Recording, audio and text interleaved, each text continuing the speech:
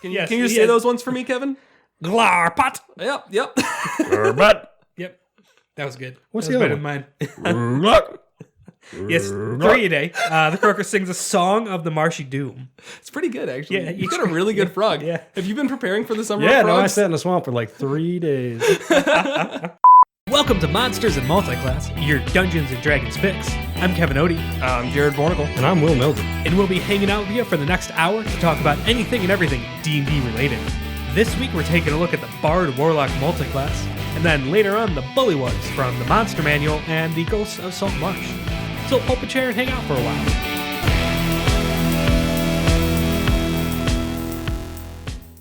All right, so our two classes this week are the Bard and the Warlock. The Bard is a full spellcaster, the multi-class requirement of 13 charisma, and they cast spells by pulling out the innate magic in the world, usually through musical means or their speech and other types of stuff. The Warlock, also 13 charisma, the only real full spellcaster in D&D 5e, according to Will Meldon, though. Usually get their powers by making a pact with a greater being, or they stumble upon an old book or artifact that really plugs their mind with crazy stuff, and now they have to go do random chores for somebody out in the abyss. Does that about sum it up, Will? That about sums it up, Jared. All right. So, gonna be an interesting one. Kevin, first thoughts? This one I think is fantastic. I don't really see a bad way to go about it. They blend beautifully together. There's a bunch of really cool RP implications. That's not a word. It is now. Implications for doing this in either direction. I really love this one. All right, and then Vontavious, the Hexblade Bard. What are your thoughts? This is actually, I think, a first, maybe? I don't know. This is, we are actively playing a Bard Warlock. I have a character who dipped into Warlock like an edgy guy. What is it? Now you're at 11 Bard and 1 Warlock? I think we're 12 now. We level 13? Yeah, we leveled up. So Yeah. I'm like 12 Bard, 1 Warlock. I fell to the curse of multiclassing. I blame this horrible podcast for influencing me. My purity has been soiled. But I will say it so far has worked very well for me. There's no real downside other than a minor blip on the road to spellcasting, but I'm loving it so far. Okay. On the other hand, I recognize that it's two full spellcasters or whatever Warlock is, both charisma. Something about it, role-playing wise, just isn't really clicking for me, though I'm sure mechanically it's awesome and doesn't have any problems, really. What roleplay wise doesn't click for you? To me, this seems like there's a lot of like richness there and what you could do with this. I don't think there's anything that's like particularly bad about it, like that would actually actively stop it, like a paladin warlock, where a lot of times that's just like really silly. I just don't know what it's really going to add. Hit me with something. All right. This is my interruption on this because I am currently playing one. I think it's got so much flavor that it's overly indulgent, and your already dominating bard character is now like he told a joke to a devil. It's like he's like, oh, that was a good one. You want Eldritch Blast? It's like there's just too damn. It's so indulgent as a character. It's like I am the silver-tongued rogue, and I'm an agent of some crazy power. So it's a little bit try hard. No matter what you do, you just kind of have to dance around that. Maybe that's what's doing it for me. Is it just seems too, like, as you said, indulgent. I think is a good way to put it. Too indulgent? Yeah. I'm not getting that one, guys. I mean, we're sitting around playing Dungeons and Dragons. All right. Oh, your character is too indulgent for this. Yeah, this is us being. This is particularly me being just like a huge like snob. And I've gone over this conversation before, where my like ideal Dungeons and Dragons world involves you being just like middle of the road, like not crazy powerful, but that's so not how 99% of people play it.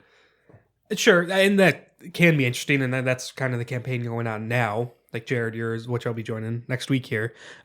But And too indulgent. I don't know. That sounds ridiculous. No, it is really like, that's too indulgent of a character. You should dry it up a little bit. Yes. I say, yeah, you're not writing a story. You're not trying to make a relatable everyman character. You're playing Dungeons and Dragons. If someone wants to play that ridiculous character, do it. And that could be really fun to play. You're that silver-tongued bard who maybe they're kind of walk the line between good and evil, between being selfish and selfless and stuff like that. And then they end up tipping over into the bad side of things a little bit too much, and they get a little too hungry for power. And so they make a pact with a devil or a fiend or a fey creature or a great old one or whatever. And then that's a huge role-playing moment for that character and can really greatly shape that character going forward. I think that's great. That's perfect role-play justification for multi-classing because it's an active choice and it will permanently change how the character interacts with the world.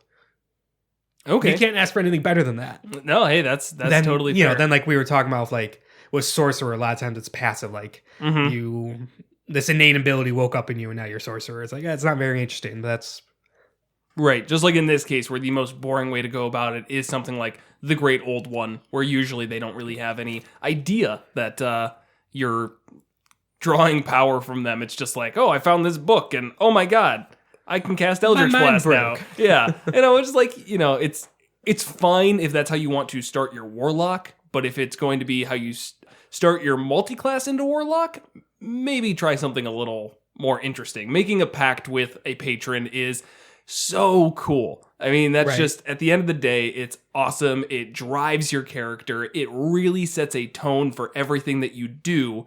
And if you just let it be like the sorcerer again, like finding an artifact and it's like, oh, now I'm a wild magic sorcerer. It's like, it's going to fall flat. And I know we've tried that before. I literally did that. And it's like, that was kind of forgettable part of that character. Right. I regret it. Yeah. Well, I think the big thing is this Warlock. Everybody knows my feelings about Warlock, even if they don't even listen to the podcast. I said it bars, just like, let me tell you about why Warlocks are the best class in D&D. I met a homeless guy downtown, and he asked me for a cigarette, and I said, how do you feel about Warlocks? And he goes, I actually know a lot because of Will Meldon. Yeah, no, I gave that guy so many cigarettes. He could join a campaign if he wanted to. But what I'm saying is that my favorite part of this class is the only thing where the class seeks you out. There is the power that you get is from a sentient thing that can track you down. It wants something. Nobody ever was tracked down by books and made to read them. It's like, I would have done a lot better in school, but that's not how it works. That's not how exercise works. That's not how rage works. It's like there's a sentient thing tracking you down. That's just perfect for a class, especially for multi-classing. Right. Or you track them down. I mean, who better than to actively seek something like that out, knowing they're going to be able to talk themselves into a positive deal than the bard. That's a fair point. That's a fair point. Yeah, I mean, I know you went lore bard and hexblade, and your backstory. I think it's an interesting. I want to talk about that more. I'm sorry, I interrupted. No, that's fine. I think that's an interesting choice. I definitely think it is, and I've been really looking for some backstory justification, and you always meet with a shrug. And I don't blame you because you came in probably about 6 sessions till the end, maybe around there. Oh man, that's like I say our last session is a week from now. Out of the abyss. That's this character literally played less than 10% of the campaign. Yeah, which is a little depressing. I mean, he's there. I do have ideas for him, but I'm not going to waste anybody's time trying to flesh it out.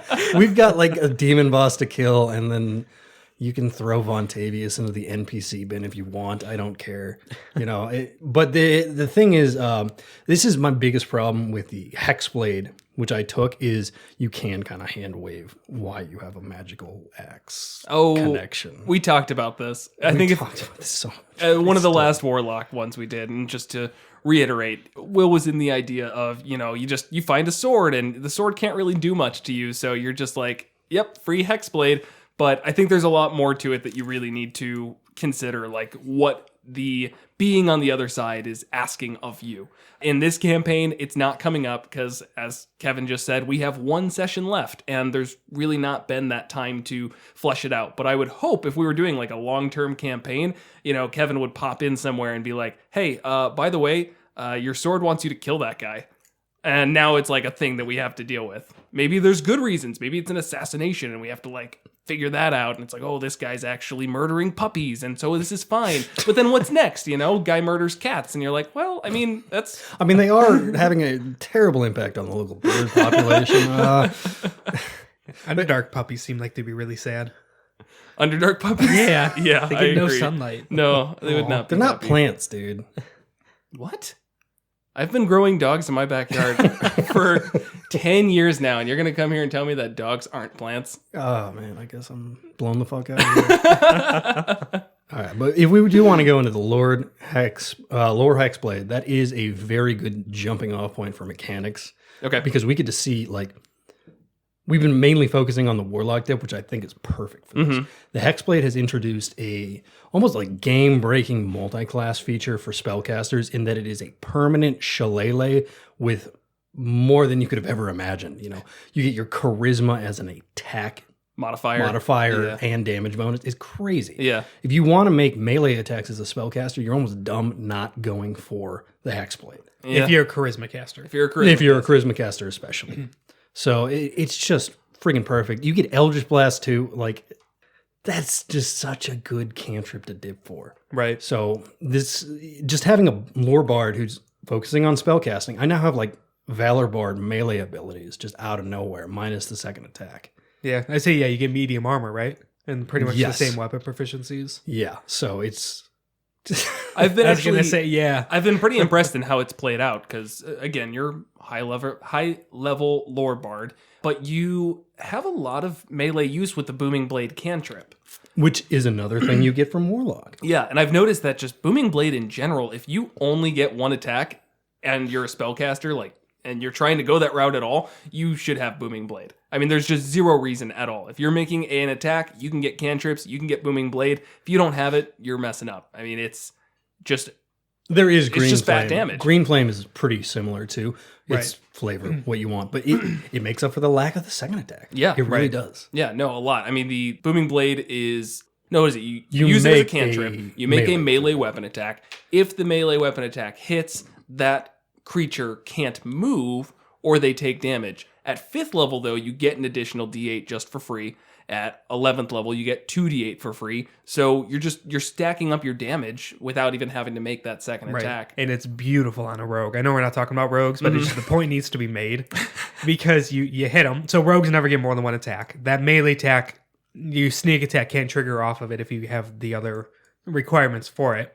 So you get your one attack anyways. Then you get the extra D8 or 2d8 or whatever based on the level for the Booming Blade. And then you just disengage as a bonus action. And now you have to make the choice of not do anything or run after you and take the damage. All right, so But we're not... ignoring that, same friggin' mechanic with the Dissonant Whispers, which is a great combination that we slam down because some lead designers of D&D think that that's not willing. Whatever, man. So you Dissonant Whispers the guy in front of you. If you have the, what is it? The Yes, they want to explain Warcaster? Dissonant Whispers. Dissonant Whispers is like a one-target fear that uses the target's entire reaction. They have to use their reaction to move as far as they can with their movement. That takes them out of range and does trigger opportunity attacks. Right. So if you have the Warcaster feat, like any smart bard lock will take, you get to make a cantrip reaction for opportunity attacks. So you can hit them with this Booming Blade as they're running away. Now, they have ruled that that is not willing movement, so it doesn't blow up in their face and give you that 5d8 at my level. But at the same time, they're now like, let's say 30 feet away and vibrating violently, and they can't do anything. So it's exactly like the rogue thing you just mentioned. We nerfed it, but it still sucks. They have to like stand there 30 feet away or take 3d8 more damage. Yeah, at high levels, but or 1d8 even at level 1. Yeah. Which was noteworthy. 1d8 at level 1 is a lot. That's another attack? That's another attack? Or they just lose their turn, basically. So there's just like a lot of combinations with the Bard Lock that you can just really kind of exploit. I almost feel a little bad sometimes, like looking at what I can do. It's like, this class isn't supposed to do that thing, though. That's kind of the fun of multi-classing. Yeah, it really is. You know, it's like, oh, what I'm not supposed to be able to do. It's like, oh, but I found a way that it kind of works. I think that was actually something that kind of hilariously happened when Kevin was bringing his multi-class to me. And have we talked about Paladin Rogue? Yeah. Okay. That was an early episode. Okay, well, that's what you're going to be going into is Paladin Rogue and going through kind of this Booming Blade combination as well, which is I'm sure why you just brought it up. Right. Going Arcane Trickster to get the Booming Blade cantrip, and then Paladin Vengeance for tons and tons of damage because it's a fantastic subclass of Paladin. And, you're like going through it, and I'm like, dude, this sounds really strong. And like, I'm kind of nervous it's going to like overshadow everybody. And you're like, okay, but I mean, it's got this limitation, this limitation. We went back and forth for a while, and I was talking to my girlfriend about it, and she's like, isn't that kind of what you did in his campaign? And I'm like, oh shit. You're Just right. as a straight paladin. Right. Yeah. Well, not just straight paladin, but straight paladin and then 3 into fighter. Oh, yeah. Which was like, it was so I could action surge, so I could get my second wing. So I got battle master stuff. So it's like, every single turn, it's like, I make my attack, I hit, I smite, I decide to use my battle master tactics, whatever. And it's like, okay, are you done? And I'm like, I actually still have my bonus action and my second attack, and then I'm going to action surge. It's like little stuff like that where it's like, Right. we are at the point where we're now doing it to each other, and it's fine because we're all prepared for it. Yeah, we know how to balance around it. Right. And more importantly, like it always feels overpowered, but it's more of just like, look how many tools I have. Right. Like maybe I can be really great in this one specific instance. And that's, you're saying with the Bard, where it's like, well, I'm not supposed to be able to do all this crazy stuff with Booming Blade and, doing these reactions. I've got this feat that lets me do it. And it's like, yeah, okay, so you're really good in this one specific instance. And that's great. Now you can feel good when that comes up. And there's nothing wrong with that. It's just, if it becomes a real problem, expect more archers. Now you have to deal with that because you're not going to be able to get up close to them. Or if you do make them run away, that's fine. They're just going to shoot you and they don't need to move. So. But that brings me into why the lore bard. And Kevin's never played a character that isn't a lore bard. He says I was there for it. I drink a lot, but I don't drink that much. I know he's always been a lore bard. And that's a running joke with our group that I love bards too much. He does. I love warlocks too much, but he really has played. He played other like characters. 2 of them. He played 2 of them, and I never let him in the down. years and years we played D&D, there's been 2 bards. Yeah. They just both happen to be my longest running characters Right. because they're so damn good they don't die. The other thing is you took up so much goddamn time at the table because a bard, you always have to like be aware of the bard as a DM more than any other person at the table. Yeah. You have to be like, all right, I have to roll out in the open now. I have to wait for this guy to use like his reaction, his bonus action, every friggin' turn in combat. You have to be aware of the bard. And I've learned a lot about why it's good with cutting words and stuff like that. I always have the reaction to be like, do I want to interrupt this situation? Mm-hmm. Which is really friggin' obnoxious. Yeah. But it really does help. Yeah, I think it's funny because you got the reaction counter for your druid class. Yeah. And then you came in with the bard and were like, yeah, you should probably hold on to this too because you have a new resource and that's your bonus action, that's your reaction, that's like your Every turn. If you're not using that, you probably messed up. And I love it because every single turn you're like, should I save shield? Should I save cutting words? Should I give somebody bardic inspiration as a bonus action? Like what? There's like 6 things I can do right now. That's another weirdness that comes from the hexblade, especially. You get shield as a bard, which is it's a little bit tough as a. No, it's actually not tough. It's perfect for a lore bard because your reaction is to interrupt something bad happening. Right. So now I can be like, can I cut that or should I shield that? Right. And it's really, I kind of don't like the feel of it because it makes me think like in a very metagamey way. Every single round. Yeah, it's hard to get away from that. But it is still fun and it's still great. I like it. Yeah. Yeah, just in case anyone's not aware, real quick, cutting words is lore bard's like initial feature. So bards get bardic inspiration. As a bonus action, you could give somebody like a d6, then it goes up to d8, 10, 12, etc. And they could roll that one time to add it on to things. Lore bards can use cutting words, so they could spend one of their bardic inspiration dice as a reaction to lower an enemy's attack roll or ability check. Or damage as well, I think. But usually that's not worth it.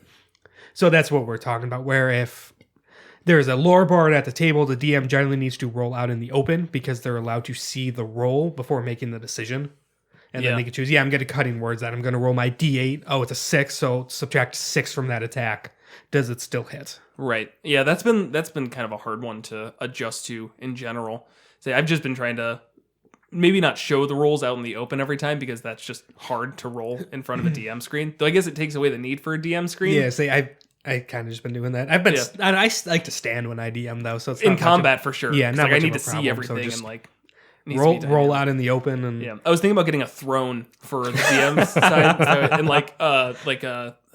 not like the grabbers they like you use in like war rooms where it's like moving the pieces. Oh yeah, basically the pull pushers. cues. Yeah. Just getting one of those so I can like dominate from above. But massive dice tower like built into the arm of the throne. Right, So you right. just like slap the dice in it and it falls out onto the table. I would do it like Rube Goldberg style, so it pulls it up and then drops it in my hand, so like everyone can see. It's like, That's the worst place to drop the die. it just rolls off. Oh, natural 20. But I've been trying to really go towards just saying what they rolled every time, basically. Like in combat as the enemy, we're not even saying like the number on the dice, but just saying like, okay, like they got a 17. You know, like that's so if it's going to hit and you know the exact number. You've been doing it where you say whether or not it hit and you say the exact number on the die without saying their modifiers. Yeah, Which it's just slightly different. that comes down to who's at the table. So with cutting words, it says they could choose to do a cutting words after knowing the result of the dice before knowing if it hits. Yep. So It's kind of tough. yeah. But- Where then shield, it's like it triggers on a hit. Right. Yes. It doesn't specifically say you know the roll, but we've started playing. It's like, yeah, you know the roll. It's kind of crappy. So the otherwise. issue is like at high level, like we have enough time where we're just like back and forth doing the estimation thing and we're gonna know the number pretty quick. right? Yeah, I think that's what I've come to. Is it's just like it really doesn't change much. It's not like I've been like, oh wow, since I started telling them the numbers, they're flying through this. You know, it's so easy. It honestly it's balanced out because I know what they rolled. If I'm playing a spellcaster and they roll a 15 and I see that it's, you know, with a shield it's going to be blocked, I can't take out that knowledge. I can't be like, you have to hide the roll from me because I'm playing somebody with shield right now. Yeah, it's just Right. like, just tell me it. Let's just be out in the open about it. It's the dice are going to do what the dice want to do. So we just got to accept that. Yeah, I'm not aware of any of the books where it specifically says if it's intended where dice rolls are secret or public. Correct. But just based on rulings and how a lot of stuff works, I get the impression it's actually the intent is all dice rolls are public. Right. I think I'm Regardless, the stat blocks are hidden and all that, but the dice rolls I think are supposed to be public. No, there's no ruling here, but the reality is the reason there's no ruling is how you want to play it. The dungeon master is the dungeon master for a reason. He's not the dungeon president. You can't vote him out. You make your own experience as the dungeon master. Yeah. So, you know, it's however you want. And I didn't like it at first. I really didn't like it. I really hated your style of being honest with that. Yeah. The reality, it doesn't matter. No. And it's just like shocking how little it matters. I'm like, this doesn't change anything. No. And it holds the DM accountable to not fudge rolls in either direction. Right. Which I've definitely had an issue, especially as newer as a DM, fudging rolls too much in favor of the PCs. I'm thinking, oh no, this is getting too harsh. Oh, that's too hard of a hit. We just started. No, let me lessen that. And then realizing, all right, we're like 45 sessions in and no one's died. No one's even come close. It's like, all right, maybe I should be a little more realistic. So then we Right. started rolling in the open and then, sorry, Will Saucy died. And then, You know, I but think it adds the actual threat to it. right. Kevin cooks his dice.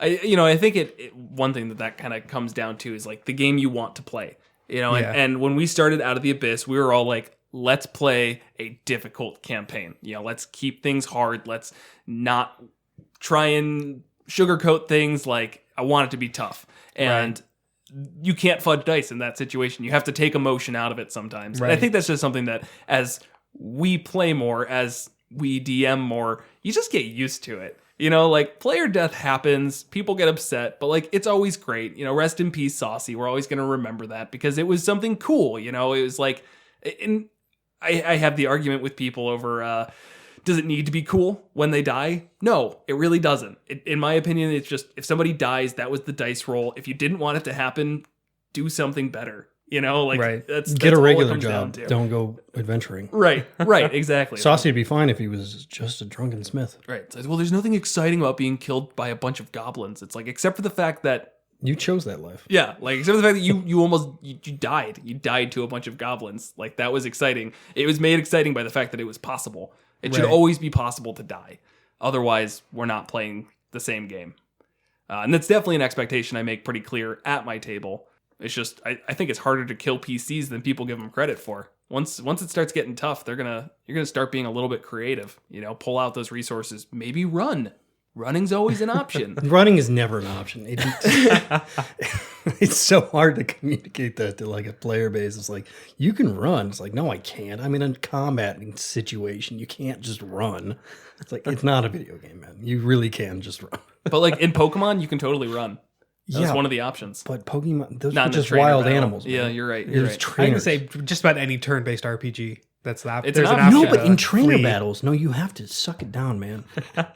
It's true, but the loss condition isn't everyone loses their character. It's you teleport, you lose some money, and you're back to it. If you want to play that game, that'd be odd actually, but I could see that being a D&D game. D&D oh, that's way too kidddy, you know. yeah. I want to be an edgy guy, but like, no, you die forever. I like that. If you die in D&D, you die in real life. Keep the Glock at the table, man. Jeez. That was a movie from like our teen years, was Stay Alive or some video game. If you die in the game, you die in real life, and that's been a meme ever since. Yeah, I don't remember what It that's sounds from. familiar. Though. Yeah. I think it's just a trope. It's a thing. It's bad. I think it was Dexter's Lab, maybe. No, it was not. That's, I mean, there was the Matrix. Die in the Matrix. That was- Yeah. Exact And same it's thing. kind of a video game. Wait, there's a movie for that game? the Matrix Online. Yeah, it's crazy. There's a Bardlock discussion that was happening. There was. So- Yeah, we got way off topic. That's okay. So, what good subclass combos are you guys thinking of? Lore Hexblade. All. Lore Hexblade works for Just sure. Lore Hexblade. Now, so the really obvious one is Sword, Hexblade. Mm-hmm. College of Swords and Hexblade. That's just fantastic on every level. Definitely. I think Meh. what? I don't know. The more I look at swords, the more I'm a little bit disappointed by it. Especially like at higher levels, especially. Your dice don't scale that well. Your bard dice. There's so many subclasses that change them from bardic inspiration to whatever. But swords like uses those dice to do sword stuff. Whereas Kevin's giving me a weird look. I'm not seeing your argument. So you get like, let's say four bard dice. It's based on your charisma modifier? Charisma modifier. Okay. It's your bardic inspiration, right? Yes. Yes. So that doesn't scale great.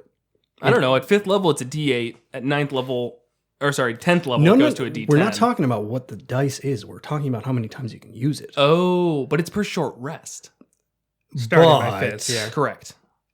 That's still like a thing. Like when I look at cutting words, I'm just like blown away at how valuable that can be. Right. But it's the same limitations.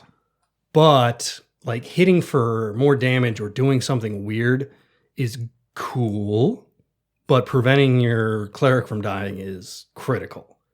It almost feels like a forced, like you really, really want cutting words. Like it's so damn good when you need it. Whereas swords, it's almost like topping compared to the full meal that is cutting words. No, I think that I kind of get what he's saying. When you play a lore bard, you're almost always using cutting words. That's your first thing for bardic inspiration. Whereas any other bard class, your bardic inspiration die are either being used for bardic inspiration, or every once in a while you might use their other thing, because it's just not as important in comparison to that cutting words. Right. Well, it comes down to playstyle. The lower bards are kind of ultimate support characters. So cutting words works really well. If you're a College of Swords and you're trying to be more of that melee focused, or just martial focused, they could technically be ranged, which is a little weird, but a martial focused bard where you're actually doing damage and that's more of your thing. So sure, you're not going to be cutting words, but that's not how you wanted to play that character. Yeah, no, I'll give you that. it's a little harder to fit a sword bard into a campaign than a lore bard, because a lore bard can just join anybody. Right. The other counterpoint to that is that Hexblade does have an overlap with the proficiencies you get from your sword college. Oh, Sure. Okay. Yeah. Not a huge deal, but it is, you're getting 2 coats of medium armor. It's not going to help you much. Yeah, I mean, the proficiencies are... It's kind of whatever. Right.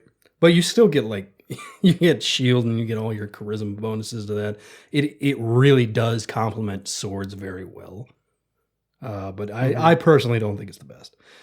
Valor, which is the competing thing for swords, does not shine very well at all. No. But does it get a little bit better because of Hexblade? Like, are there things that I guess it's still the medium armor shields, you're getting those proficiencies.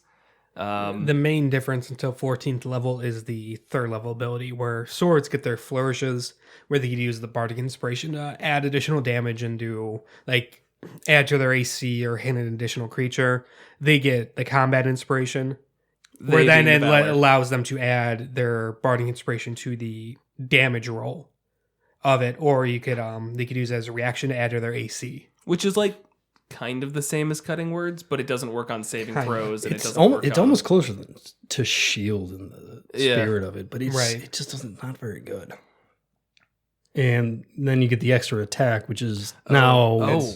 Sorry, I just remembered the for combat inspiration at the end. It's you can choose to do it after seeing the roll, but before knowing whether it hits or misses.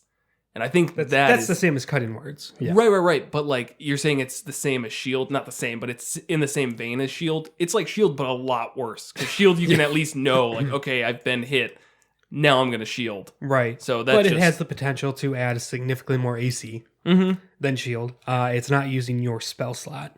It's the PC gets bardic inspiration from the bard, and then that PC has the reaction to also add shield. To then use this. Yeah. Right. Whereas cutting words, it's 100% on the bard. Right. You're limited to one reaction, where the bard could give out bardic inspiration to every party member, and then every one of them could use their reaction to do it. Oh, okay. So you're using your reaction to give yourself shield, and you do that before you know whether or not it hits or misses. And I say you give yourself shield. That's, not really the right phrasing. But got it. It's on the PC to do it. Mm-hmm. That makes a little bit more sense. That frees up the bard's reaction, but I mean, if you're not using that reaction for something else bardy, it's probably not too important. And bard subclasses are actually really weird. You get 3rd, 6th, and 14th. Mm-hmm. So each subclass doesn't really matter. It's just pure bard up until 14th level. I feel like I totally disagree. The different subclasses change up playstyle entirely. Yes, but once you hit 6th level, it's over until 14th. Right. Which is really far out. Right. Which is kind of interesting. But both lore and swords do have the extra attack thing, which I think that chasing as a hexblade especially is kind of a waste of time. You meant swords and valor? Yeah, swords and valor. Yep. Mm-hmm. Yeah, definitely. So lore is definitely good. I think swords is good if you're going... So you think it's good to go hexblade then if you're going swords, or are you saying you should go something I think else? It does benefit it, but it's just, You're probably going to focus more on one than the other by a lot. I think glamour would be a good one with the archfey. Yes, definitely. Or lore. Both of them kind of fit over. If you're preserving lore, I could see that being an archfey thing. But glamour, I think, fits a lot better. It's kind of in the same idea of that paladin one we were talking about a couple weeks ago. It was the Paladin Oath of the Ancients and the Archfey Warlock. Those two cross over really well. Same thing with College of Glamour and the Archfey Warlock. Yeah, you get Warlocks do have a decent amount of cool flavor stuff associated with them. Everybody always kind of leans Fiend because you just do more in combat, but with this combination, you can really choose whatever you want. Right. I don't think we've ever done Paladin Warlock. It might have been Bard. Paladin. There's Paladin Bard, yeah. Yeah, that's it. I want to say, Paladin Warlock's kind of one of those big ones. Yeah, so it's going to be a heck of a discussion. I know we're going to remember that. Can't wait. You can't do that. You lose your Paladin powers. I don't see much, if any, benefit to go something like the Celestial for a Warlock. I never see any benefit to doing it. It's not edgy enough. Their healing's decent. Yeah, it's nice to get healing, but Bard, like, it just takes care of basically all of this. And you get some additional healing, but, like, it's definitely not worth going into Warlock just for that. Let's see. Other Bard classes. Whispers? I mean, if you were like Whispers really works with any Warlock. Yeah, it does. RP-wise. It sounds like you're like more of in a cult almost for that patron, which could be really cool. Yeah. I could see that being great. You're like a spy for them. It's a little bit tough because all these things, like, you can just like puzzle piece them together and they fit no matter what. I mean, Whispers is great for that because it actually reminds me of like the Great Old One in the weird, mysterious way that those both work. Yeah, no, I agree. But in a way, all of the Warlock subclasses have some element to that, except for the Fiend one, where I feel like it is very like you're selling your soul to a devil for power, and that's not that exciting in my opinion. No, that's actually. That's a pretty big life event. Yeah. I think that's easy to say. Yeah, it's a big life event, but I think there's kind of cooler ones. I guess. Does the Fiend? Is it like to a specific Fiend? Yeah. You pick a Fiend? Are you now answering to them, or is it just like? It's just a pact, so that's pretty generic as usual. It doesn't have to be selling and forgetting. It's just like you're now working for them, really. I always looked at it like it kind of depends. Like my generic warlocks swore oaths to Asmodeus, for instance. Mm-hmm. And I felt like Asmodeus was always going to be way too busy to actually ever call me. Right. So it was a safe choice. Yeah, but you might have to deal with like his assistant's assistant, who you still don't want to mess with. Yeah, obviously you don't want to mess with them, but bureaucracy's going to get in the way, and I can focus on my quest that's only going to last like 6 months. Then after that, we'll deal with the rest.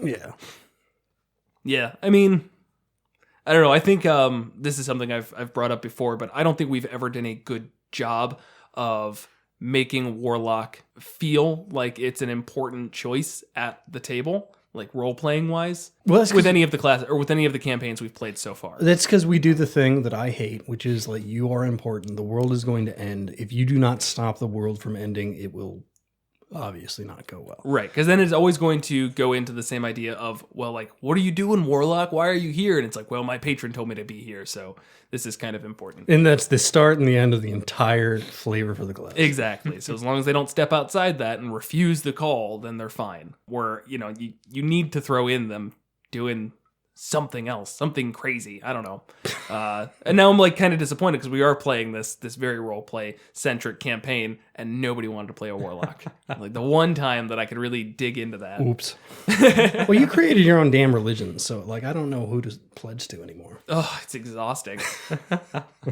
I originally was going to make like 10 different gods, and it was going to be 4 gods, and each of them had 9 major followers that fit into like lawful good, lawful neutral. And I sat down the first day and I wrote them out, and I was like, that's the dumbest thing I've ever heard. That's going to take so long. There's going to be 40 of these bastards just like causing me problems. Not a single one's going to come up till it does, and then you're going to be like, I don't know what Right. I'll be like, oh, I didn't write anything about that one. He has a beard. Yeah. So, per the usual, just keeping it simple, and I'll let others kind of fill in the gaps as time goes on. But if you have any questions about which god to pledge your loyalty to, please talk to me. So which Fiend, though? Let's say, why didn't make a Warlock? That hasn't been brought up yet. Oh, shit. The bad side of things. Oh, yeah, I guess so. I mean, Baphomet's pretty cool, right? You just make him up? What's he like? Just gonna yank the Demon Lords from Faerun. Oh, you're saying, In your homebrewed world. If someone wanted to be a Warlock, that would probably need to be a whole big discussion. It probably would. Yeah. And I'm totally leaving things open on that on purpose, where it's like, right now I don't have any of that written out, because why am I going to waste my time until it becomes necessary? Right. Demons have come up. That's a thing. They exist in the lore. Great. We're off to a good start. If it becomes a bigger thing in it, then sure. Demons are around. Devils are around. I'm sure. No lore for it yet. Right. I mean, seriously, like, ever since I've started world building at all, it's like a hobby in its own. You can spend years and years and years just adding to it. Right. And that's not really what I'm trying to accomplish. I'm trying to make something that's less convoluted than Faerun, and that's really it. Yeah. And I think for that, so far, it's going great. When somebody brings me a Fiend Warlock, we'll deal with it. Right. If you really want to, like, if you want to make world building your hobby, you have to very much come to terms with the fact that no one will care about 95% of the things you write down. Yeah. You just have to, like, suck it up and accept that fact unless you somehow get famous. And that is a tough one to do. So Yeah. I do empathize with your laziness. Yeah. It's the right amount of laziness. It's important laziness. Like, You if did it's- make a calendar. That was pretty... Okay. Well, I guess some things are for me. Name the days and everything. It took me a solid 45 minutes. It's not that big a deal. 45 minutes I wouldn't have spent, buddy. Oh, Thing I want to say about the lore bard. go for it, man. You got the floor. So additional magic secrets is flippin' dope. You get to steal spells from various classes. And the more spells that they add to the spell book, the worse this gets for the game. Because, like, there are no limitations. If you can cast that spell, you can steal that spell. Right. So Ranger capstones like Steel Wind Strike are on the table, and that's super dope. Yeah. I love that spell as a bard. Yeah, I've noticed that gets pretty absurd. I mean, it's cool. It's fun. I like the fact that you are casting Steel Wind Strike as a bard hexblade because I just love the spell so much. But like, It's great. Say, when you want to explain that one? Yeah. Steel Wind Strike, all right, is the anime spell of spells. You pick 5 targets. You ask your master to go all out. Just this once. And then you roll attacks against all of them, and then you roll 5d10 of force damage, and you teleport within 5 feet of any of the targets you picked. Yep. So it's crazy movement. It's crazy damage as long as they all hit. If you hit all of them, there's like, what? There's like 25d10. Yeah. And it's a ranger only spell at 5th level, so they don't get it till 17, I Yep. think. Yeah. Yep. But Magical Secrets, You just get steal it real it. early. What, like 9th? 9th level, I think you could Yeah. take it? As soon as you get 5th level spells, which And ninth. magical secret. It's just like you can do the same thing to paladins. They do have some like capstone spells that aren't supposed to be coming out of anything but a 17th level character. Right. But as a lore bard, you don't care. Right. Yeah. I mean, it hasn't felt like overly broken in any way. No. You're still limited to some extent on how many 5th level spells you have, but it's good. I mean, being able to just take from any of the half caster top tier spells is real nice. I don't even know what's a really good high level paladin spell. They've got a few that are like they're not auras, but they're similar to auras where I can like give everybody some weird effect that is pretty damn overpowered. Okay. Well, I know you stole Aura of Vitality, which is a really good healing spell. I mean, it's 2d6 per round as a bonus action. Yeah. For a minute. Yeah, for a minute. Anything within, 30 feet? Yep. Mhm. Yeah. Well, not But you designate a target within 30 feet. Yes. And as a bonus action, they get 2d6 health back. right. And that's really nice. Yeah. I think Circle of Power like gives everybody advantage against everything or something like that, and it's 5th level paladin. Yeah. Okay. That sounds like a paladin thing. So that is a. I really get why the lore bard is fun and why the lore bard is powerful. Mhm. I'll give you that. Yeah. Anything else about Bard Warlock? Yeah, I mean, we're it's- doing a really bad job staying on topic, and I guess it's because it's all just good. Yeah, I It's think like you come up with your character concept that works with them, look at the different lists and abilities, spells, and decide, yeah, I want to go up to here and up to here. It'll probably be fine. right. Like this is not one that needs to be intricately crafted or you're going to fall into traps and all that. You could probably make some arguments of, stopping at 4th or 8th on something for the ability score improvements, or 5th and 9th for the spell level increases or whatever. But it's still just not that critical. These are 2 classes that would just work beautifully together. They really just synergize great. I think the only thing you would have to watch for is if you tried to do like an even split. I think you're going to really be holding back both of them, in the sense of if you're a bard and you only go up to like level 9, let's say, you've only got access to 5th level spells, and then Warlock's not really going to improve your spell casting in any way. You'll get some invocations, which are definitely good, but you're going to feel that power creep of everybody else just surpassing you. You think? Because then you'd be Warlock 11. So, no, to like That's kind at of... full. I'm saying if you like stopped in that interim period, I think it would be pretty rough. To side with Yeah. Jared, like if you try and play both these classes to their overly boring stereotypes, you're probably going to be a little bit disappointed if you even split it. An Eldritch Blaster gets everything they need by 3rd level in Warlock. And, you know, that's perfect. So if you split that and try to be like a support bard Eldritch Blaster, you got to kind of pick a jumping off point a little bit earlier. Even splits do not really help it too much. Yeah. Right. I'm not sure if there's much benefit in a small dip to Bard too. Also, I don't think we Bard talked gets a about this. lot. The expertise and stuff. There's definitely a lot. You're right. Their spell casting, their bardic inspiration comes on at level 1 right away. Right, and you've Second already got level, the charisma. Jack of all trades, where half your proficiency is added to everything, basically. Awesome. Fantastic. Song of Rest. Then at 3rd level, you get your Bard College feature and then expertise. And then you're getting spell casting that whole way. Right. I think you'd go up to 5th level in Bard without really any problem. Yeah, that's when then at 5th is where you get your Font of Inspiration, where your Getting bardic them back inspiration on comes short back on a rest. short rest, which is really great. Yep. So that's definitely good. Yeah, and then sorry, I keep interrupting Yo, you, but you're I'm good. going to do it anyways. Go for it. Then the Warlock spell slots come back on a short rest, which can be used to cast Bard spells, which is great as well. So that's always really nice. That's true. That's very And true. they'll still be at their level. So Warlock spell casting is the pact magic, where it's always cast at its maximum level for your level, and there's a table for it. And so you could cast Bard spells using these pact magic slots at their maximum level that still come back on a short rest. And then you could have your Warlock known spells and use your more plentiful Bard slots to cast these Warlock spells as well, like Hex or something, which is usually somewhat limited by your 2 Warlock spell slots, but now you can use your Bard spell slots for it. So there's a lot of really cool combinations there. No, definitely. You can like break both classes. Because you got into the very meat of it. Is the Warlock is limited by their spell slots. That's solved by being a Bard.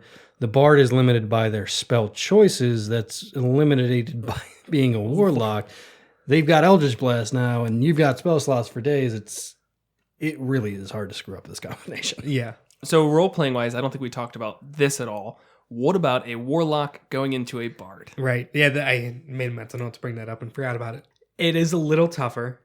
So you could kind of go the route of the Bard trying to spread the word of something. So you mentioned earlier cult. Mm-hmm. I could see a cultist kind of going that route where they're the charismatic silver-tongued cultist who's going out there and they're basically trying to recruit people. Okay. And in that learning the ways of performance and all that, they kind of realize there's this additional magic there that can be harnessed. I could see it. I'm going to definitely stick that one in the, if it makes sense in your story, go for it. Yes. But I honestly cannot think of a character concept where it's like, well, of course that's going to be both of them. And, you'll be with a patron and then just go straight into it. Even that, I mean, like, if you're in a cult and you start trying to get people in, you're a charismatic person, you're like going that route, you're not going to just stumble upon the magic of it. It's like, that's a very active thing usually for bards where they're like studying how the world's magic flows about and like picking that out through just like conversation and stuff. Like I'm not seeing that fully. Oh, okay. So you have a cult that's dealing with kind of the metaphysical properties of the world where it's like, why are things... That's just religion, man. Yeah, I know. Yeah, a big part of religion is trying to answer metaphysical questions. Okay. I can't remember if it's the why or the how. I'm trying to remember philosophy from college.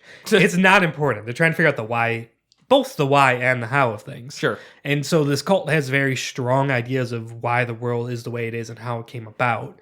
A big thing with bards is it's saying in their performances and their orations and whatnot, they're echoing the songs of creation. It's saying the world was spoken into existence. And their words and their music pulls from that magic, the echoes of creation that still are reverberating around today. So you have this cult that's really big into, they're trying to have their own ideas of how the world came about and what you should do because of that. Mm-hmm. Doing crazy amounts of research into creation of it all, diving into ancient lore. And lore bar, yeah. Ancient texts and whatnot. Okay. Or they're the Dark Brotherhood and their assassins. And College of Whispers, Yeah. Or College of Glamour. I wouldn't say Swords or Valor. That one wouldn't fully make sense. But those, I think that makes sense. I think that's a good way to go about it. It's definitely a little tough and a very specific type of character that you would need to start off with. But I mean, it's there. There's something at least. Right. And this is something I don't think we've ever actually addressed, but I've been thinking about it personally a lot, is the kind of level 0, where... we've got like 37-year-old adventurers that are humans. They didn't just sit around for 20-odd years doing nothing. They had a thing they weren't very good at, maybe. Yeah. You can be, like, a bard doesn't necessarily need to be a magical bard until they pursue that path. That's true. You can feed a lot of these things with a backstory. Even something crazy like wizard, like I was a scholar of sort. Right. We've got these backgrounds that make sense and can make any multi-class essentially possible for you. Yeah, and I mean that's something that I recently put a poll out on Twitter that was basically like, why don't you multi-class? And a lot of people were like, well, my character concept just doesn't really make sense for it. And I think that's kind of funny because like a lot of times we think from the start like what this character is going to be and why we could justify a multi-class right from the beginning. Because a lot of times, it might not make sense where it's like, I grew up as a fighter and my entire life I've been a fighter, and like then you play and nothing comes up that goes, oh, but you should be a paladin because of this reason. But like having something from the start coming to the table with some type of loose background, like I'm a fighter, but I also grew up in a tribe. So maybe barbarian makes sense one day. Or that's the acolyte background. Right. Stuff like that to just like later on have it make a little bit more sense, be less of a jump. I like to put those things into my characters from the start because now you can really start to flesh it out in which direction you think makes more sense as you go through and not wait for that opportunity of like, I hope something happens that gives me a reason to multi-class. It's like, no, go into it from the start. You can put something together. That's the funny thing about Vontavious, who, came in for the back one of the entire campaign. It's like, how did he get to level 11 or 12? I designed him being like a 130-year-old elf who'd spend the last 40 years like barely leveling up for his entire life, and suddenly now he's in a real campaign. That'll never come up, but that was the character concept. No. He had spent 40 years getting from level 1 to level 10. And that's... Seeing as we took a year and a half, that's pretty slow in comparison. Which this is a great time for me to bring up and remind you that you need a real backstory for Musty whenever you got a minute. No. Come on. Secret, even from the DM. That's not how this works. Not how this works at all. I have one. I just need to type it up. Okay, that's fine. I can accept that. He's been good so far. I love his musty ways. And his healing word snake. That one's good. What's this? It's it came up when he cast healing word, like what is that? How does that manifest? And we were in a sand pit at the time, and I was like, just a snake comes up and just bites you. That's like the flavor of the healing word. He just speaks some words and like just bites on. And I was like, does this matter at all? No, it doesn't. Okay, yeah, that's his healing word now. He's a spore druid. So yeah, Jared, so it's all weird. Just ran with the idea that everything needs to be very, very, very, very flavored. And I don't disagree. Yeah, no, it works. This snake's a little odd. It doesn't matter. But yeah, but it injects you with healing, dude. Yeah, here's the thing. You're thinking about it too much. All right. Like literally, it's just how does his spell manifest? It manifests as a snake that latches onto you and fills you with healing. Yeah. If you think more about it, you're wrong. Okay. It is kind of like my description of Toll the Dead as the bells literally just whacking people in the head for necrotic damage. Not even remotely how it works. No. In the game, but it's much better for it. It doesn't matter, just flavoring how you want. I'm really happy that our cleric of a water god flavored her Revivify in her own way. I was really happy with that, where she basically like put some diamond dust into a bottle of holy water and just like gave it a shake and poured it over them. I was like, cool, I'm liking this. We're all in the flavor Revivify in your own way category. Yeah. Because Saucy's was blowing diamond dust up their nose and then yelling that they owed him money. So I see, though, everyone's still stuck on the dust part. It doesn't need to be diamond It doesn't, dust. but to put it in a jar Yeah. or in a thing Yeah. of, that made sense. So it was fine. It makes more sense for the increments. The increments, what do you mean? It's like trying to make 37 cents out of nickels is not going to happen. No, you're so right. just smash the nickels up and blow them up at somebody's nose. 300 gold worth of diamonds. Yes. I always say that one with a wink. 300 gold, up to my discretion. Okay, so Bard Warlock, I think we can close the book on this. It's great. Yeah. It's good stuff. Yes. 8+. Yeah, almost as good as the Wizard Sorcerer. Me and Kevin synergizing to create the best class. Oh, God. I don't like that idea at all. Kevin's favorite's the Bard. Will's favorite's the Warlock. Just mush them together.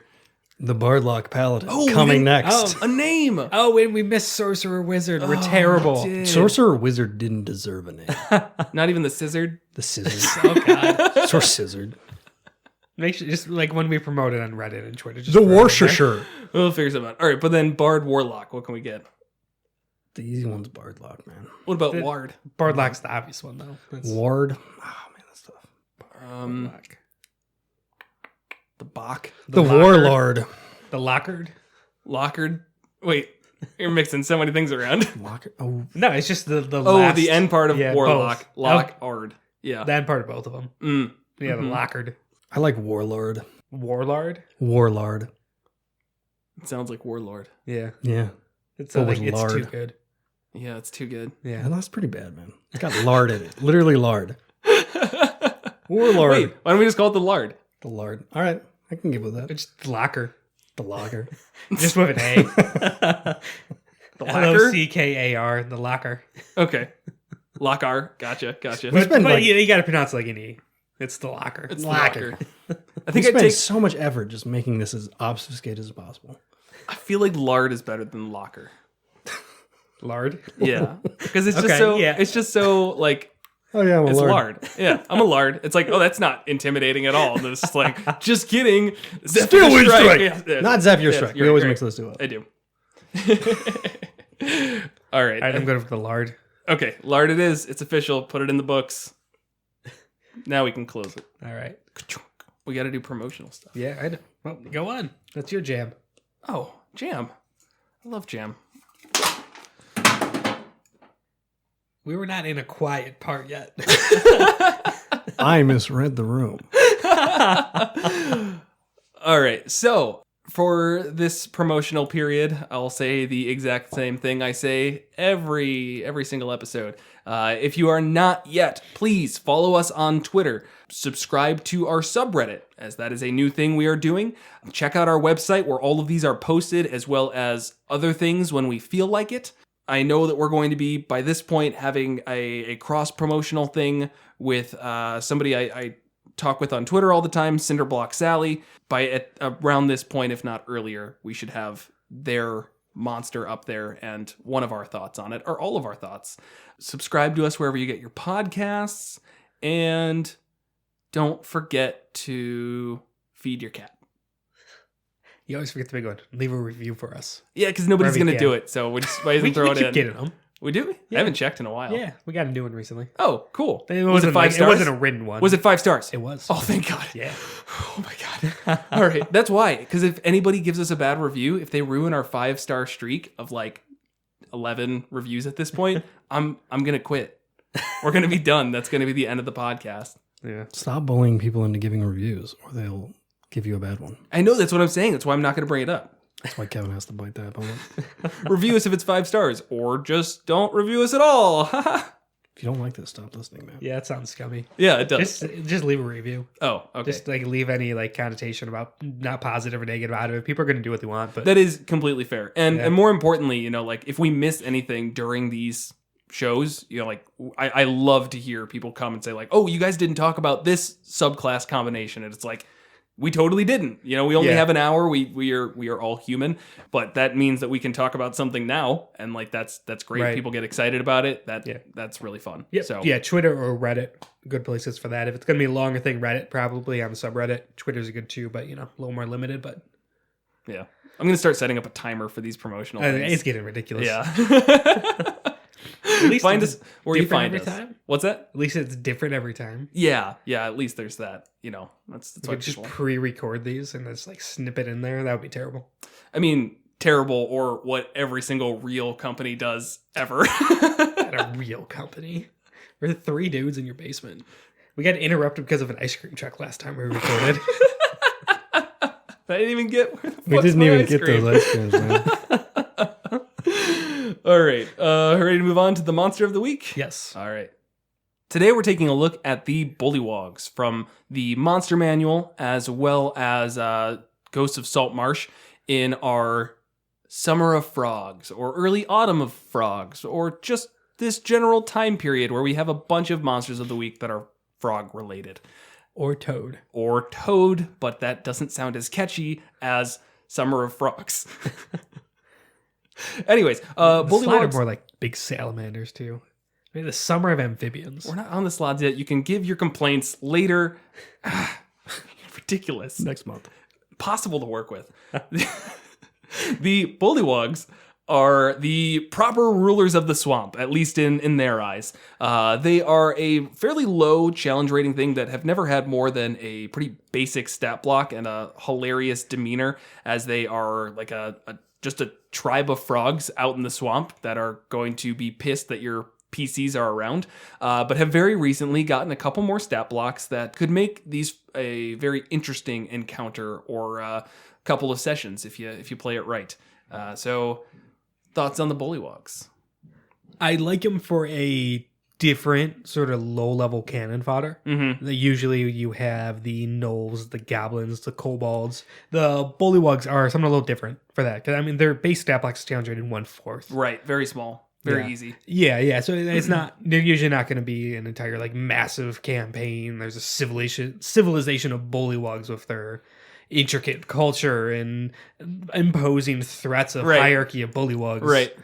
But for like low level stuff, instead of like, oh, the goblins are raiding the town, it's like, well, when we go into the swamp to get resources, some people don't return and there's little frog footprints. Go figure that one out. Now that you've said that, it honestly is like an exact copy of a goblin, but just for swamps specifically. Yeah. They will occasionally have giant frogs as mounts, just like goblins would have wolves.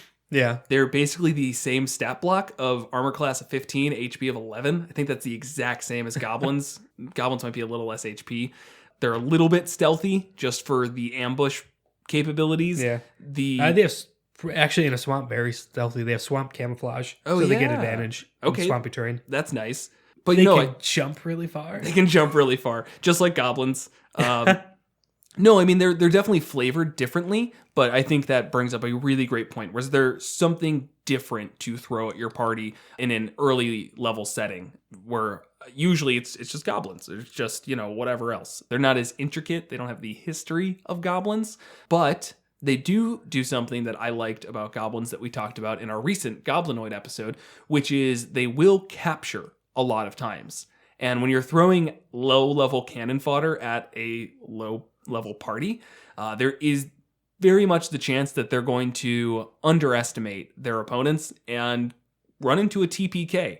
And when it says that the creatures are very likely to capture, I don't feel as bad about making those scary encounters towards low-level players. Because now it gives you the opportunity to just let the story progress in whatever way it progresses. If you went out to kill some Bullywugs and it ended up where everybody got captured, now we're in something new and it's exciting. Right.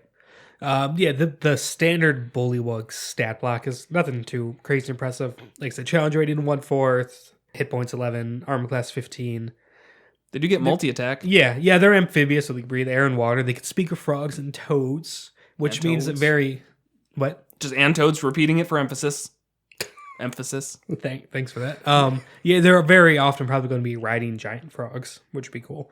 They get the swamp camouflage, the standing leap, and they make 2 attacks, for which challenge rating 1/4 is kind of scary. bite and a spear attack. The bite is 1d4 plus 1. The spear attack is either 1d6 or 1d8 plus 1. On a level 1 party, that's can be pretty devastating. Yeah, and one thing that you actually have to be careful of, and this is something that I kind of mess up all the time.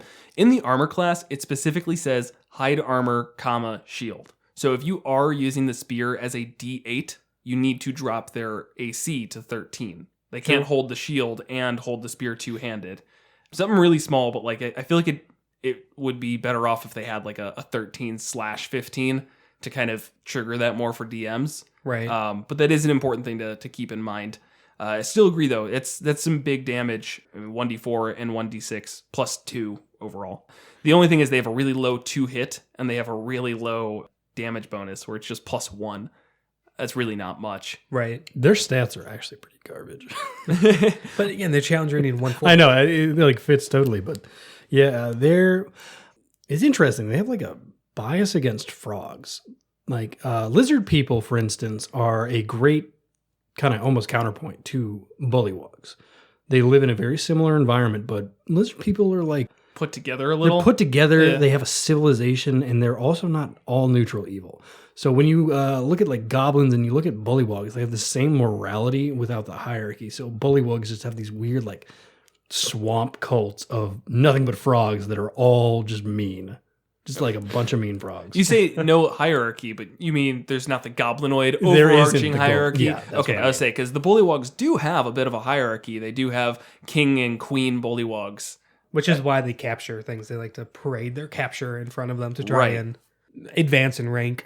Right, and there's some fun stuff with that where they're basically trying to grab treasure. But what I think is even better is the bullywug ruler is really, really wrapped up in how impressive they are to outsiders. And that's like one thing that they throw in there in the unruly diplomacy section of their lore that I absolutely love. Because if your party does get captured, you're just going to have this frog person who just walks around and he's like, look at this majestic item I have, and just like throw something out that's like really mundane. But everybody, like, if they play to his ego and they pick up on that, they might actually let them go, which is really cool. Just like, different way to play it. It's like, what do you know about bullywugs? Let's give some history. And, Right. You've heard stories about bullywugs letting people go when they are nice to them, basically. And, like it's not just something where you're going to be in a cage with goblins and they're just like basically preparing you for food or to be a slave. Like the bullywugs are just there to make sure that you're impressed by their presence and like kind of frightened of them a little bit. Right. And once that's made clear, they're like, no, don't you come back in our swamp. And if things go really poorly, then luckily Saltmarsh added in a stat block for the Bullywug Royal, which could be that ruler of this Bullywug society. The stat block doesn't get like too crazy out there. It's still only a challenge rating 3, but it definitely makes it a, once again, low level, difficult thing to fight. It hits pretty hard. It's got the brute feature, which means that it includes a damage die for each of its hits. So its spear does 2d8 instead of 1d8. Its bite is the exact same though. It's just with weapons, I guess. It's 1d6 on its bite. Its croak decree is probably its main important thing, and that's once per day. It makes a loud pronouncement, and each bullywug within 60 feet of the royal can hear that pronouncement, have advantage on its next attack roll. Mm-hmm. So that makes for one very scary round, I feel like. If you're surrounded by bullywugs and this thing is basically leading them into battle. Definitely. Like it's an interesting reflavor of the trash mob. Mm-hmm. And I think they finally added the bullywugs like the Bullywug Royal, and now it can easily replace your gnolls. If you really want to scare a Right. low-level party, this is now totally an option. Right. And the Bullywug Royal, it has the Frog Rider, so if it's riding a giant frog, it has advantage on all melee attacks. Right. That's Which great. is nice. And it basically states that it's going to be riding a frog. Of course. Yeah. Of Which course. is great. Yeah. I mean, a frog riding a frog is just so silly. I love it. So it not only gets that advantage, but it's mounted. You have to Yeah. deal with the frog that's trying to swallow you, and it's probably going to do a pretty good job because you're low level. Right. It's definitely threatening, and I could see this being used in a way like I did goblins the other week in our in my campaign, where sure you're level 4 and one group of goblins is going to be very easy, but a dungeon crawl or a swamp crawl of Bullywugs is going to be a difficult passage through the swamp. So if you have some reason early on where it's like, I need you to get through the end of the swamp, it can be an entire thing just dealing with Bullywugs. And once again, they added at least some variability with then the croaker, which is like the bard frog. Did you guys look into that one at all? Yeah, challenge rating 2, 33 hit points, armor class 15. A lot of similar abilities, speak of frogs and toads, standing leap, etc. Yeah, but let's go over its fun actions. Can you say those ones for me, Kevin? Glarpot! Yep. Yep. That was good. What's that the was other better one? than mine. Yes, 3 a day. The croaker sings a song of the marshy doom. It's pretty good, actually. Yeah, you got a really good frog. Yeah. Have you been preparing for the summer of Yeah, frogs? no, I sat in the swamp for like 3 days. It's each chosen creature within 30 feet of the croaker that can hear the song must make a 12 wisdom saving throw, taking 2d8 psychic damage on a fail or half as much on a success. A creature that fails the saving throw also has a disadvantage on con saving throws until the end of its next turn. So I tried really digging into that one and looking around at the other stat blocks and even looking at the giant toads. Giving disadvantage on constitution saving throws doesn't really matter. Yeah, unless you're trying to like break concentration or something. I think that's it. I think that's the only one. time. The other one is if you want to just throw poison on something. But DM, no, they don't have it, but Right. it would make sense for them to have access to. It would. I just think it's a little odd that the stat blocks don't actually play into that. There isn't like some secondary ability it has that forces a constitution saving throw. No, you're absolutely correct. I just think that is a great point, though. If you want to break concentration, fantastic way to do it. You've got a couple of times a day you can give that. And then if you've got a royal around who's giving advantage to everybody, you're going to break that concentration. Right. And then their 1 a day ability. Could you do that again, Will? Yep, that's good. Yeah. It sings an ode to an elder froghemoth. Each bullywug within 30 feet of the croaker that could hear the song gains 10 temporary hit points. So that's a lot when you're talking about bullywugs that have 11 HP total. Right. I mean, you can really stack them up. So putting one of these croakers in is definitely going to make it for a different fight. You're not going to feel like, oh, this is just another bullywug slug. But Bullywug Slug. yeah, My favorite song from the 50s.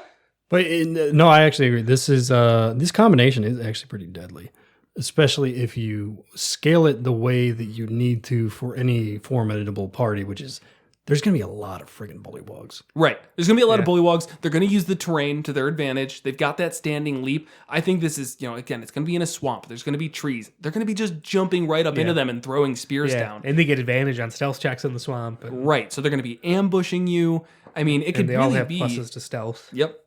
It's going to be an interesting just walk through the swamp. And Yeah. it's a great way to flavor that up. I think even higher level groups, this could be at least a nuisance in the swamp if you are putting in all of those higher level ones. Right. Like for maybe not a random encounter, a scheduled random encounter. It's like at some point during their walk through the swamp, they will be overrun by bullywugs, and you probably can't include the royal with it making sense, in my opinion, because He's probably not going to be out on. He's not going to be on a hunting party, But the croaker, I think that's great to throw in there. It's again the Glock. That's not as good as Will's. Nope. Yeah. You got a deeper man. Nope. Not gonna happen. I'll practice that another day before your swamp encounters. Giving everything 10 temp HP is it's a pain. Right. And then, your wizard fireballs them all because that's what wizards do. Then you just bring more in. You just keep on throwing in more bullywugs. That's the thing the DMs need to always remember is if you screw up the encounter on the low end where your party is just like they manage to fireball the entire group. If you don't want it to end, you just don't let it end. Oh shit, there's more. Just pushing it, just like pull every mini off the table and then push it right back. Well, I think it's something that you can keep in mind right from the start. Just like when it comes to trash mobs, keep them feeling like trash mobs. It starts off with 10 on the table. Or maybe even less, because, it is really annoying to manage that many. Let's say you've got 6 on the table. One of them's the bullywug croaker. 5 of them are the regular bullywugs. Every turn, add 2 bullywugs. Every single turn. It's top of the round, 2 more bullywugs come up.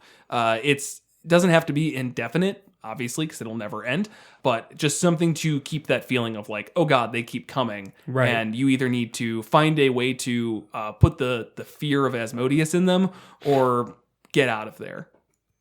And it's a great way to, as you're sizing up your table, which is important for anything, you know. If you don't have like a paladin at the table, like bags of meat are now more threatening. Mm-hmm. You just got to estimate that stuff. So, you know, just keep tossing bullywugs. These things are going to be basically invisible in the swamp. So your party can't really bitch that much. Right. Something also to go over. Now we get to loop back from the Spring of Frog to the Summer of Frogs.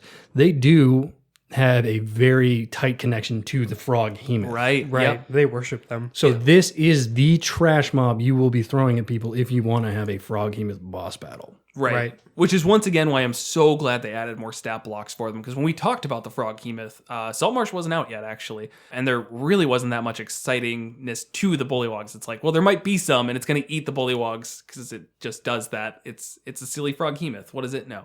But now you can really play this up as like just something interesting to find in the swamp. You know, that you stumble upon this bullywug society that is currently worshipping a frog hemoth, and you have the bullywug royal making decrees like, you need to do this for the frog hemoth. I speak with the frog hemoth, so I understand. And yeah, it's just, it adds so much flavor to it. I would love to use this as a little bit more interesting of an encounter, or a new type of encounter for these low level stuff. Yeah, that being said, I feel like there's too big of a challenge rating gap between the Frog Hemoth and the Bullywugs. Frog Hemoth is challenge rating 10, the highest Bullywugs challenge rating 3. Right. I like the idea when you have kind of these like escalating creatures, challenge rating of monsters, where you make a session out of them, or a little arc or something where you would go and you'd fight the low level Bullywugs, and then the Croaker starts showing up, and then you face the Royal, and it kind of would slowly escalate and evolve to you having to fight the Frog Hemoth. To do that though with this, it's too odd of a gap. Either the beginning stuff is going to be cakewalk, and then all of a sudden you're fighting the Frog Hemoth, and that's the tough fight, or the early stuff will be balanced and the Frog Hemoth's going to destroy you. So I think I could see a day of adventuring where you start off fighting maybe either a lot of bullywugs or like a bullywug and a croaker, and that's like your first encounter. And that one's not going to be impossible. It's going to probably burn some resources. If we're looking at let's say a level 6 or 7 party, I think going from a medium encounter with the challenge rating 3 royal, maybe a croaker in there as well, and then a couple trash mobs, and then a final fight with just the frog hemoth as a one-on-one or PCs versus one enemy. Maybe it rises up and just like eats everything around, and now you have to take care of that. However you work it in, I think around level 6 or 7, you could get away with it. Yeah, but then you're in that issue of the one creature versus the party of PCs, which never works out. And that's why I think that the bullywugs are perfect, because the frog hemoth, we discuss this every time we have like a monster meat bag enemy. Action economy is huge. Right. I don't care if your party is level 9. If you toss 10 bullywugs onto the field and then a croaker, that's going to really waste their time, energy, and actions when they could be nuking the frog hemoth. Right. And, you know, you can even control the battlefield really well as a DM by saying the frog hemoth doesn't attack necessarily you, but the other bullywugs. So you could create almost like an impossible situation with like 30 damn bullywugs. Right. And the frog hemoth like eating them for half the battle while you're trying to get to them. And the croakers there just like, everybody gets 10 temporary HP as well, because I don't care. I want the frog hemoth to be happy, so I don't care that it's going to like rip him down and eat him.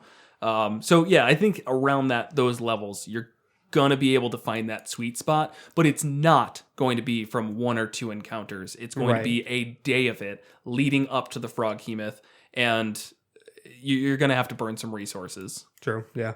And a swamp's a great place to actually do that to your party. It's like, oh, we take a short rest. It's like, you're in a swamp, man. Keep walking or you're going to get eaten by bugs. Right. Yeah. And I also like the idea. So you need to travel through the swamp. Maybe there's really one way in that's actually navigable. Everything else is pretty much impossible to get through. And the bullywug village or camp or whatever is in the middle of that. So as you're going through, it just kind of this escalating thing of it gets more and more dense. And that's how you end up facing the Royal and the Froghemoth, because they're in the middle there. Right. And then I would play it up as this crazy culture, just this really alien, foreign culture that doesn't really exist with all the other usual monsters you see. Of like, people kind of understand what to expect in a kobold cave or a goblin hideout or gnolls rampaging through. With the Bullywugs, just really play up the weirdness of it. And I think actually another trash mob that we could definitely loop into this one is like the Koatoa is a great example of like the aquatic version of this. Oh, we're not going to talk about them because we gotta talk about Koatoa at some point. We will, but what I'm saying is they're just weirdos. Yeah. And the DM can do whatever they want. The Royal's like spear could be like a candelabra tied to a stick. It's like, I found the trident of Poseidon. It's like, you didn't. It's like a really rusty candelabra. Yeah. But they're just dumb frogs and they're crazy. Right. Do anything with that. No, I think that's definitely something you got to just ramp up that weird, as you guys have both said. Just make it very apparent right when you walk in that just there's something inexplainable about this group. And everything that your players know about Bullywugs, like, this just doesn't line up, or like, whatever. This is outside of my knowledge, even if they roll really well or somebody's really good at history, whatever, or nature, doesn't matter. Make them feel out of place. But not in the swamp. Perfect for the swamp. No, don't make the Bullywugs feel out of place. Make the players feel out of place. They're in the swamp. Well, what if one of them's a swamp dweller? Then he feels right at home. But now, invite his swamp to now he's around the Bullywugs, and he's like, hey, this isn't what I know of the swamp. That's not the plot of Shrek. Oh my god. This is just Shrek. Is the Froghemoth Shrek? I think really the Bullywug Royal would be a great Shrek replacement, actually. Well, it's a great opportunity to practice your Shrek voice, right, if you're looking for that. Or at the very least, say, get out my swamp. You're wasting time if you don't use that one. It's like a vampire not saying bleh. Bleh. Anything else around the Bullywugs? Really small point, but and with the Banderhob last episode, we were joking about if they were Pokemon, the Banderhob would evolve into the Froghemoth. In that chain, the Bullywug would absolutely be the first form of it. You would have the Bullywug, who then evolves into the Banderhob, and then the Banderhob into the Froghemoth. Yeah, I see that. That makes sense. Yeah. It doesn't, but if we're forcing Pokemon rules on it, it does. This is not lore. Well, actually, the Froghemoth would be more of like the mega evolution of the Sloths. Actually, a Froghemoth isn't even a frog. Sloths don't fit in this at all. Sloths are their own weird, fucked up aberration thingy. I have a get to next big episode. spiel on that next episode. Yeah. All right, good. Keep everybody excited. Aren't you on the edge of your seat wondering our thoughts on the Sloths? You should tune in 2 weeks. Or the Slotty. Or the Slotty. It doesn't... Weird. I don't get that. It throws it in like once. Yeah, and is the general header. So I kind of saw it as like people versus person. Okay. Slot versus Slotty. But it didn't feel necessary. Yeah, but everything else, it just red slot, green slot. And like Slotty never comes up anywhere. Even at I don't even know if I'm saying it right, but... Even at one point, it specifically says gray slot, and then in the next sentence, it says gray slotty. So maybe it's plural? The plural of slot is slotty? People versus person, yeah. People in person is indeed the plural. Wow. People is... I should go back to, like, English class for adults. 4th grade. You think they'd accept me? No. They'd bully me even more than when I was actually in 4th grade. Oh. It's never fun to be the dumb kid in the smart kid class. That's why I was the smart kid in the dumb kid class. It would have been the much better play. Dunking on dummies. We don't recommend you bully people here at Monsters and Multiclass unless it's your players in game. Always bully your players. They love it. All right. Think that's all we got. Thanks for listening. Yeah. Do you want to say it? You say it better. Nah, I'm good. All right. Thanks for listening. That's terrible. Thanks for listening. That was great, Kevin. Good job, Kevin. Oh, I forgot something. The Bullywugs were suggested by S.A. Shenanigans. Thanks, S.A. Shenanigans.